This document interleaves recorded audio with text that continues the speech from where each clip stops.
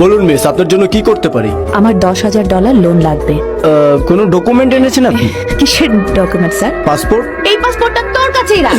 আমার পাসপোর্ট তোর টাকা ফেরত দিয়ে তবেই নিয়ে যাব। হারামি কোথাকার। নেই। Driving licence? গাড়ি চালাতে পারি না স্যার।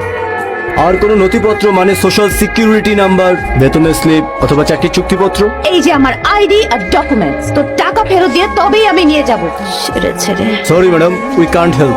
আমি জানি স্যার, আমি আপনাদের আগে থেকেই চিনি, কিন্তু না করার আগে আমি কি বলতে চাই একটু শুনুন।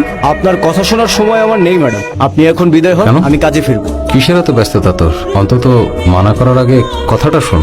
এত ব্যস্ততা কিসের?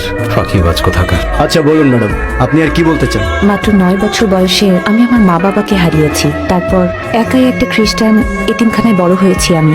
নিজের একাকিত্ব কাটাতে পড়াশোনায় মনোযোগী হয়েছি। ফাদারদের সাহায্যে উচ্চশিক্ষার উদ্দেশ্যে আমেরিকা এসেছি। ও আপনার কাহিনী আপনাকেই শোনাচ্ছে। চুপ কর। তখন থেকে আমি মাস্টার্সের জন্য অনেক কাজ করেছি, ছোট বড় সব রকম। কিন্তু এখন মাস্টার্সের ফাইনাল সেমিস্টার, পার্ট টাইম চাকরি করলে পরীক্ষায় ভালো গ্রেড পাবো না। যদি আমায় $10,000 লোন দিতেন তো আমি আমার ফি দিয়ে টপ গ্রেড আনতে পারতাম। আপনি শোধ করবেন জানি, কিন্তু কোনো ডকুমেন্ট ছাড়াই। আমার জীবনে অনেকগুলো বড় লক্ষ্য রয়েছে। 100 এতিম বাচ্চাকে দত্তক নেওয়া এবং তাদের স্বাস্থ্য পড়াশোনার খেয়াল রাখা। এমনকি এই লক্ষ্যের জন্য আমি জীবনে বিয়ে না করার সিদ্ধান্ত নিয়েছি। বিয়ে? এতে বিয়ে কিভাবে বাধা হয়ে দাঁড়ায়? দুটো তো একসাথেও চলতে পারে। দুটো করতে দোষ কি? কি বলিস কিশোর? বিয়ে করেও পড়াশোনা করছে এমন একজনকে তো চিনি। হ্যাঁ করেছি। তুমি প্রথমে সিদ্ধান্ত বদলাও। কোন সিদ্ধান্ত স্যার? আরে বিয়ে না করার সিদ্ধান্ত। কিন্তু না মানে আমি বলছি ইনডিসিশনে ভুগছো কেন? এত বড় একটা সিদ্ধান্ত কিভাবে হুট করে? কেন? আমি কি কাগজপত্র ছাড়াই তোমার লোনের ব্যবস্থা করে দিচ্ছি না? এই সিদ্ধান্ত তো হুট করে নিলাম। এর মানে আমার লোন? তোমার লোন পাস হয়ে গেছে। তাই কিশোর, এটা পার্সোনাল লোন।